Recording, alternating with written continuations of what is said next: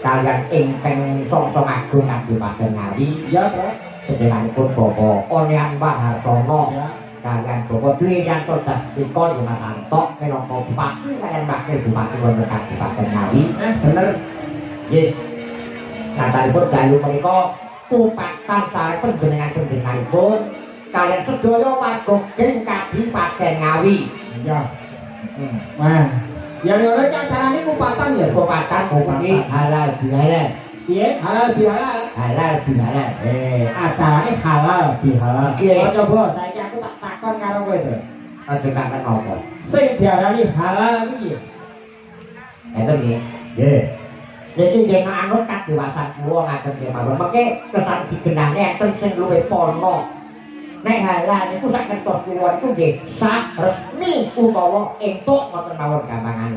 Halal ki sah resmi oleh nggih. Oh, lah kok terus halal itu. Halal bihalal kuwi kok sing tekse entuk padha entuke. Ora kok. Dadi tegese padha entuke. Heeh. Aku entuk kowe yo entuk ngono. Apa sebabnya halal bihalal kok identik karo lebaran? Ngapura ngapura, sak ngerti kula, entuk sing paling apik iku entuk pangapura. Wah, bener to ya. Entuk napa-napa iku sing paling apik tumrap kula iku entuk pangapura. Dadi sing njaluk ngapura ya halal, sing ngapura ya halal. Dadi halal bihalal. Ya. Ya kaya ngono genah nek ngono genah. Aku ki bola-bali krungu tembung halal bihalal, halal bihalal. Iki tegese apa ngono aku ki biar udang. Nek jane nek ngapura-ngapuran ku rasane kali bojo, Mas. Rumangsa salah yo ndang galuk ngapura. Lah sing rumangsa bener yo ndang cepet-cepet nek mari iki pangapura. Melanipun alhamdulillah kalau digelar ringgit kados dari dadi utawa semanten kotak telu ora ketek dari iki yo metak nang kene ora enek wektu nggo latihan loro topi Muhammad dinamakan tanpa naskah nyatane ya dadi ora ketambuh ya jenenge kok pengurusnya anyar pengurusannya saya berpelantikan kok. Siapa pengurusnya coba? Ya kurang disebutkan, jangan disebutkan. Harus disebutkan pas nanti. Muka-muka kami krono niki abiyadi kula anak-anak kula putu-putu kula pepadi ngawi iso manunggal dadi siji kaya biyen. Amin. Awake dhewe iki ora dadi wong tuwa ya, Dan gitu. awake dhewe iki arep ngopo to? Upama laris ya wis piyen-piyen nyatane aku ya ora laris. Ora gagan. Anu Tru, aku arep badan sik karo Kang Petruk karo Garen. Iya. Pasangan lebaran Tru. Badan sik aku ning kene lak paling enom aku ngobrol sama di dalem sampean. Karo Kang Garen.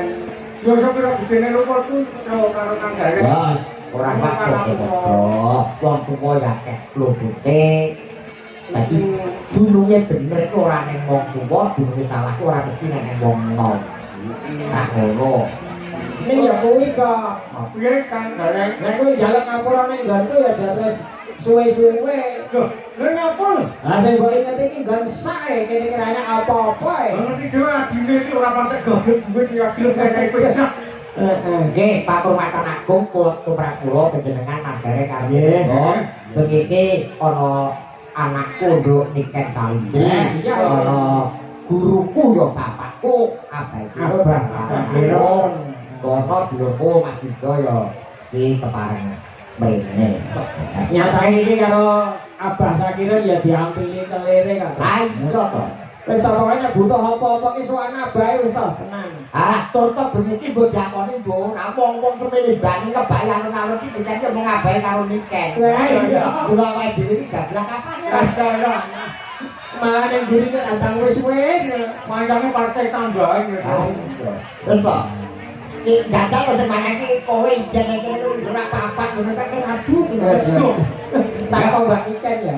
Kanggo nderekke anu apa kuwi sadurunge ngaturi Mas Yudo iku sing diatur nikah Mas Yudo dhisik. Oh, Mas Yudo dhisik. Dadi mergo apa ibaratnya kuwi tuan rumah. Ya, bener. Sadurunge ngaturi Mas Yudo yo coba ngaturke lagu wajib yen pas lebaran ngene iki. Ana lagu iki. Lagune apa, Tru? Lagune judule Idul Fitri karyane dulur tuwa Mas Jungkong Darmoyo. Iya. Iki jare nek bawane. Nek bawane, yen bawane Mas Jungkong gawane iki pangkur, nek guruku Suwadi Haji Mantep Sudarsono yo gawe dawa bawane dandang gula. Lojari raya Idul Fitri umat Islam rampungan ibadah poso safar suwene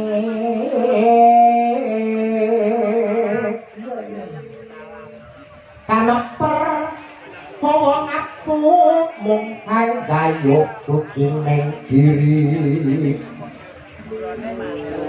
lah tapi ukun Islam bagi mrenggang aku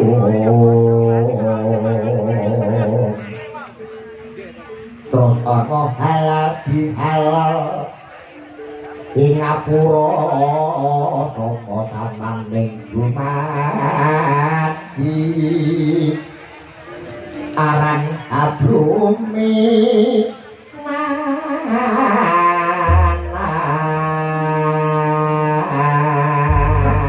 bawane sing ketok guruku Suwadi Haji Mantep Sudarsono. Haji Mantep Sudarsono. Dandang gana yang Terus lagune iki sing ngetok Mas Dukung Darmoyo Wah.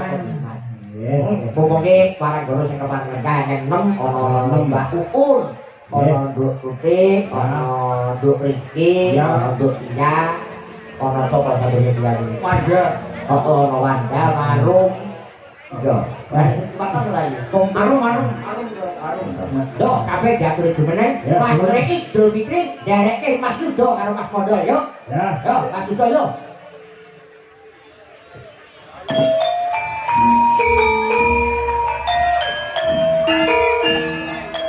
Ya.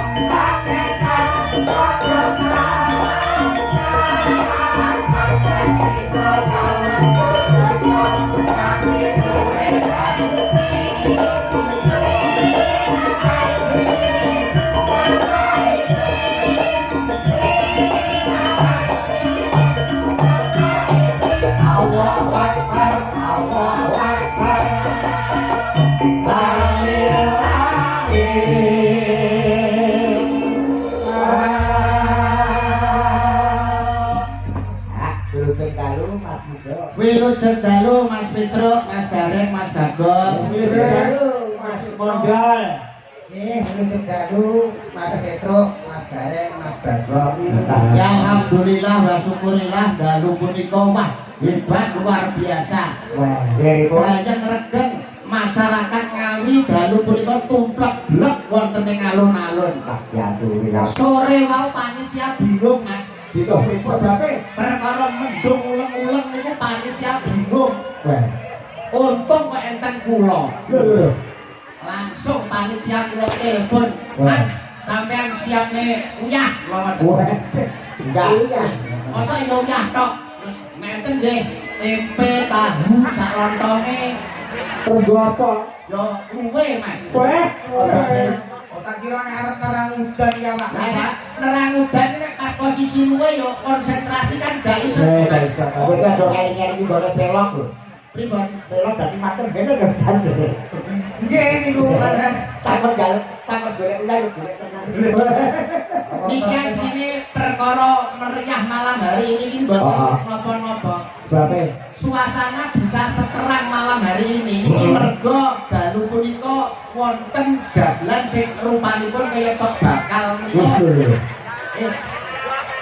Kaya tok bakal. Lah kowe iki Tok bakal ki ndoke siji kok. lan ndokmu Loro. ngaturaken nuwun sewu Mas. Nggih. ulan ingkang becik, ulan ingkang sae, kula ngaturaken minal aidin wal faidin. Mohon maaf lahir batin. Tamanipun sedaya para warga masyarakat Ngawi, Pak Bupati, Pak Wakil Bupati, jajaran Bapak OPD sedayanipun, Pak Camat, Pak Lurah lan sedayanipun meski kathah lepat mugi lebur wonten ing dinten riyadin punika. Amin, amin, amin.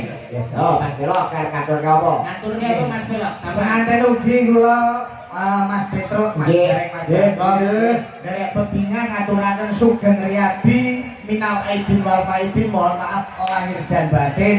Derek alal bialal kalian Bapak Bupati saha staf-stafipun ugi warga Ngawi sedaya. Nggih, ayo monggo ngatur apa? Kowe ngatur dhewe kok diaturne.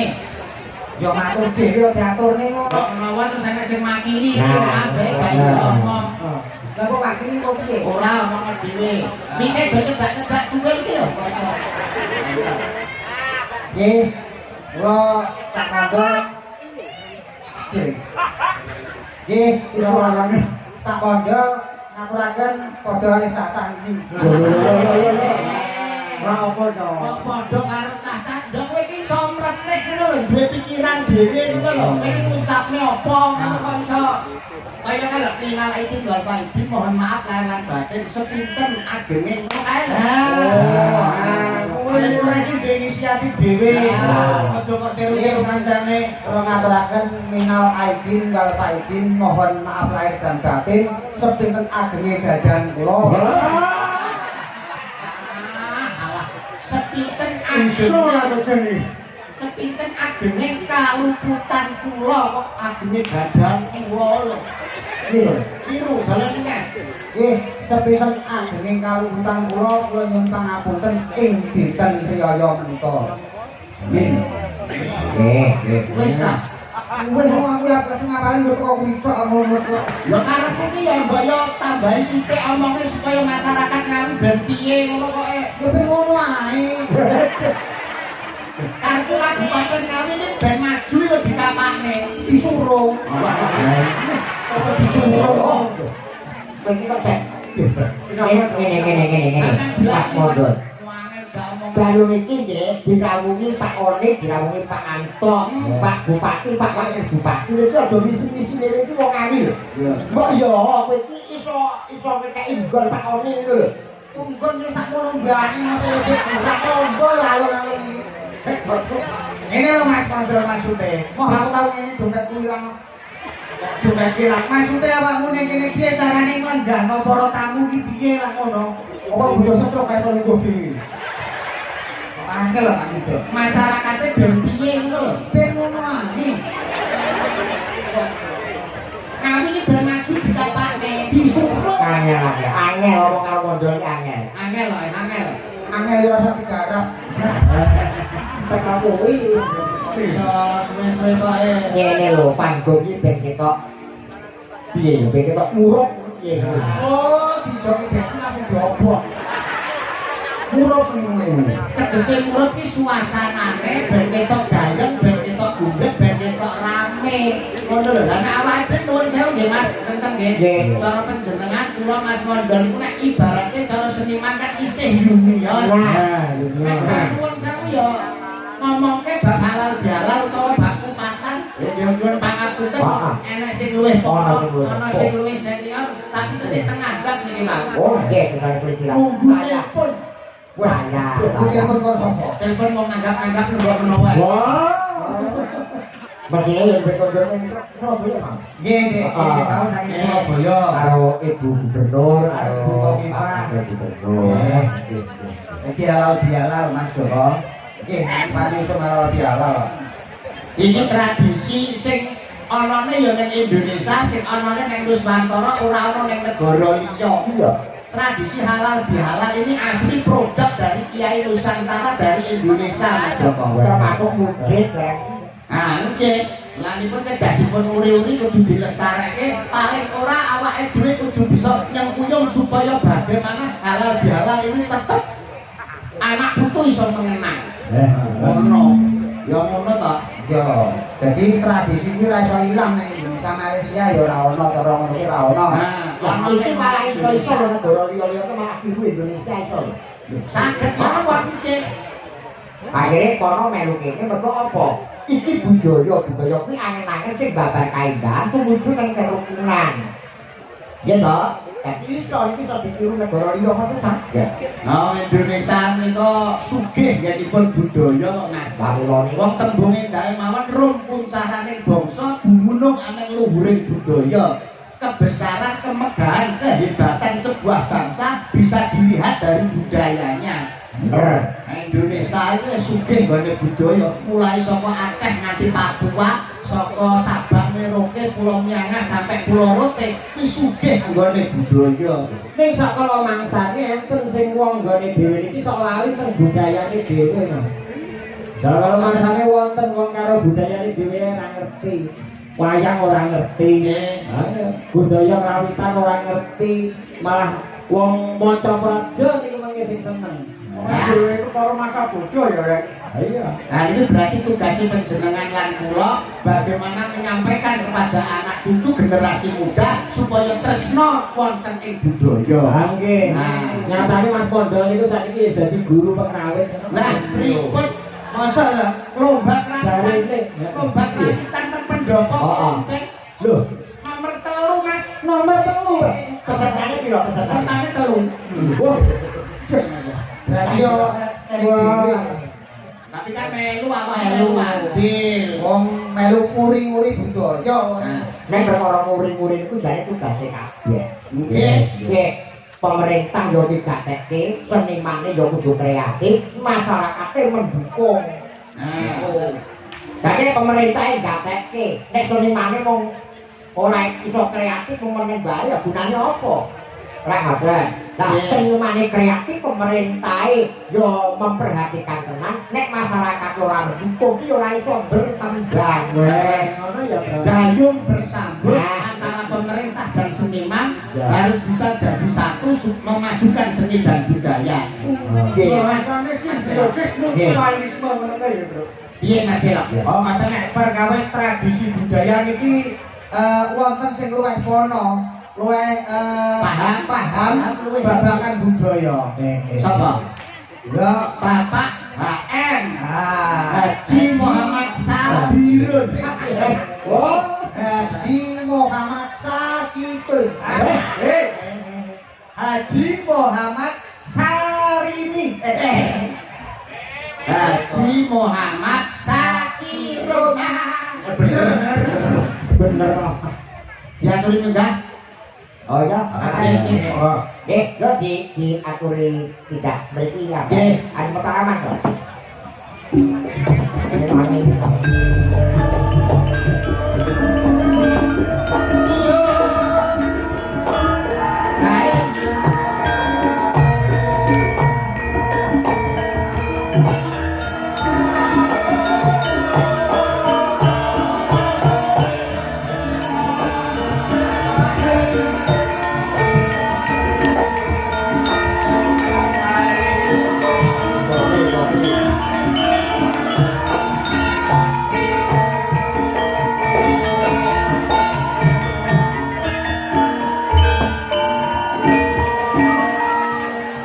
Kaya bisa apa?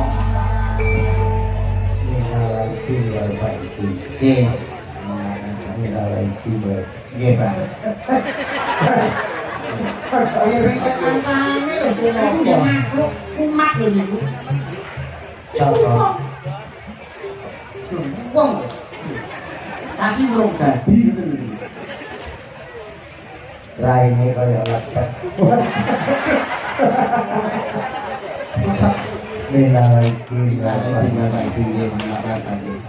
Nggih, sami-sami kan. Ketemu. Kaya bisa apa? Kembang pari, Apa, Mas? wohe tandur, wong sak ngawi panjang umur. Amin. Kembang pari diwadahi tampah, Apa, Mas? masoni ridho barokah. Amin. Neng Surabaya Nggih. tuku cengkeh. Napa niku? Mas Santo duwe akeh.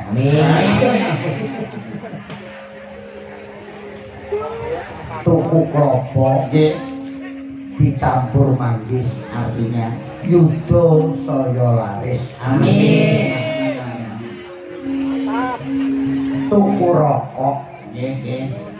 wadahi campuri cengkeh. Napa bae? Pelok rezekine akeh. Amin. Amin. Amin. Amin. Ya alhamdulillah. Alhamdulillah.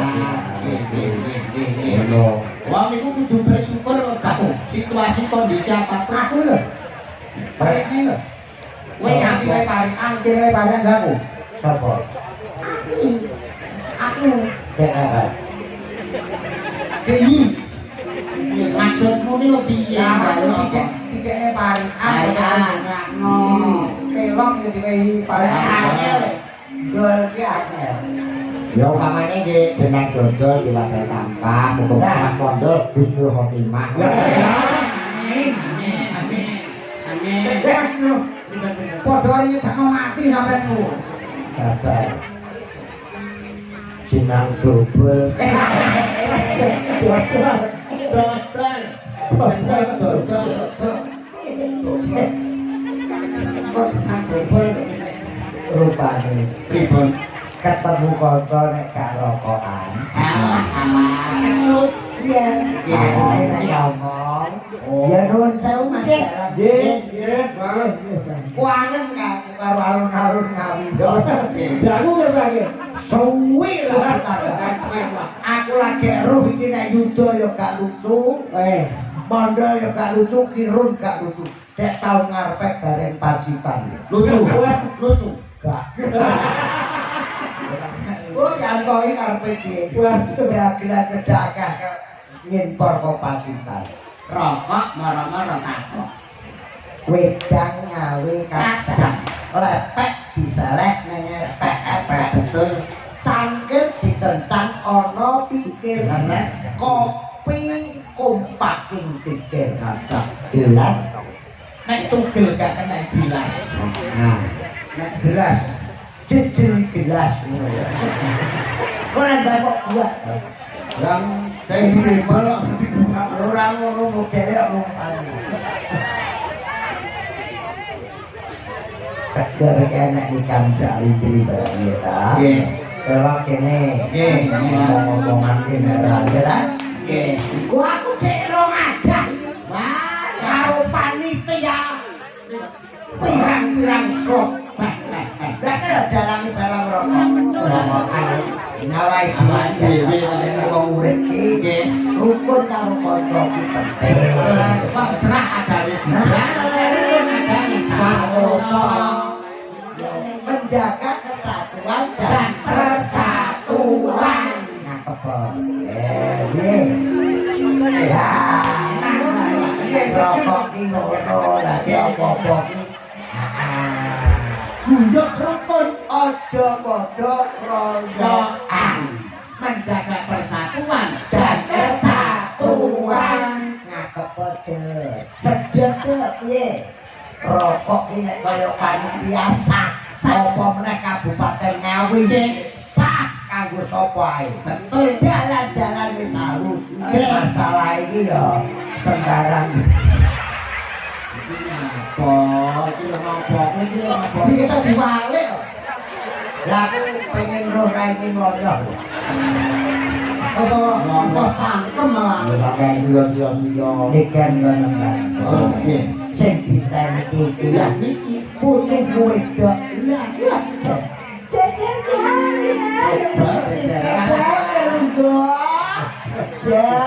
yang ini kan juga Mesti lugo. Sikal lu. Kan lugo sendiri. menjaga Aku yo lagi alhamdulillah iki sampe kaya nyekar nang kuburan. Ngerti lari raine kaya maisan.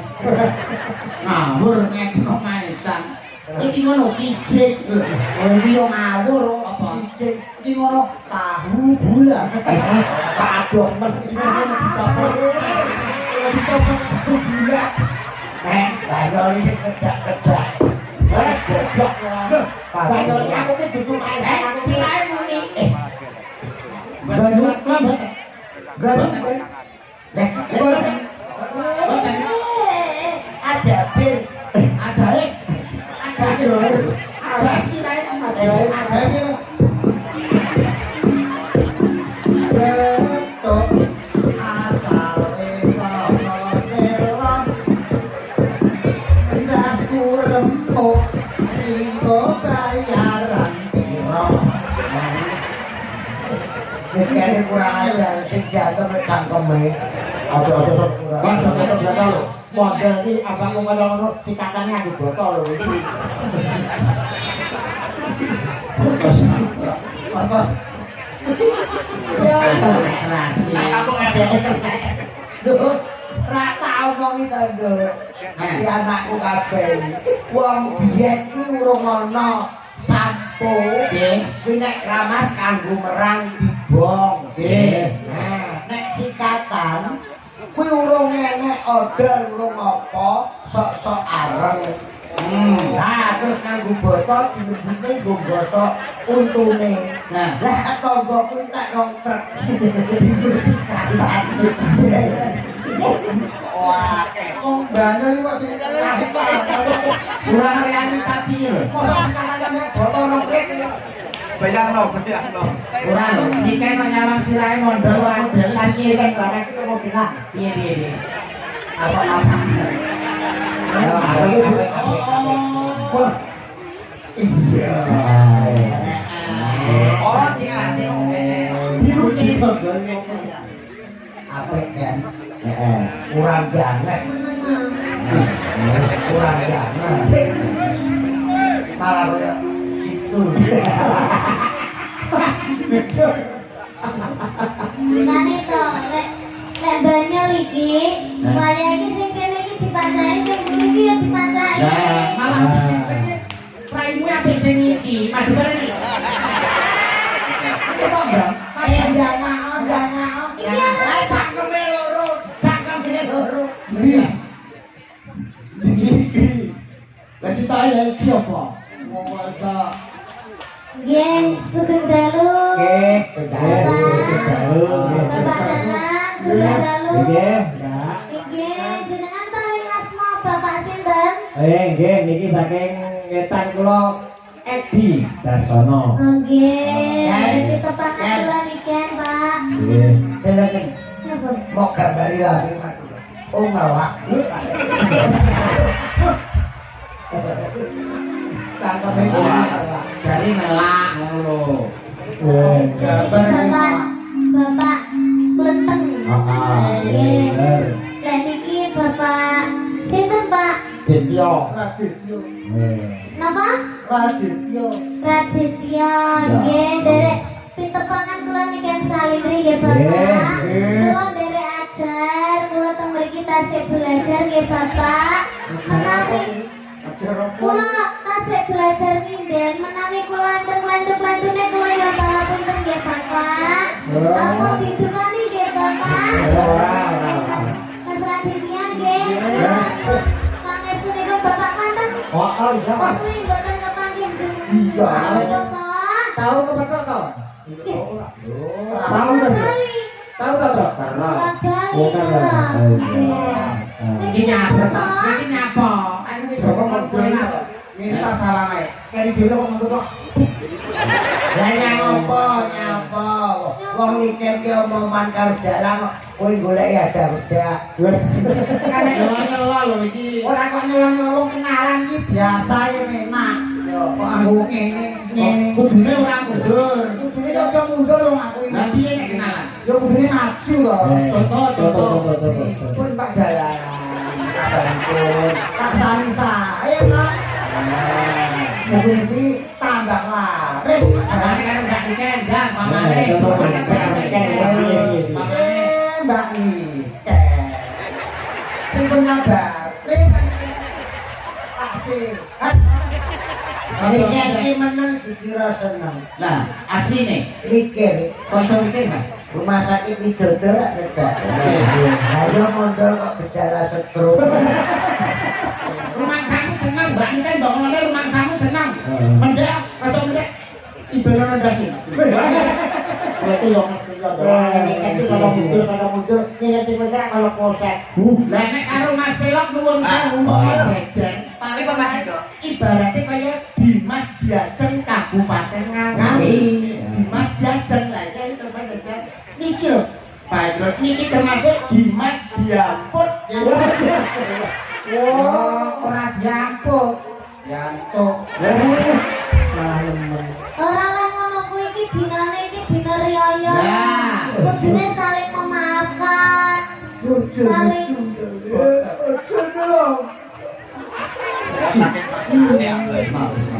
Bocah kok jaget-jaget nyapa kok gawe. Bocah kok jaget-jaget tigo kalah-kalahan. Gusti kok. Pak itu raine. Orang ngoyo nangis kene iki melas kok. Aku nangis kok apa nangisi kowe yo. Lah nangis sinten? Pak Gabel pas satu tiga. Ayo, nyanyi ya. Nebak.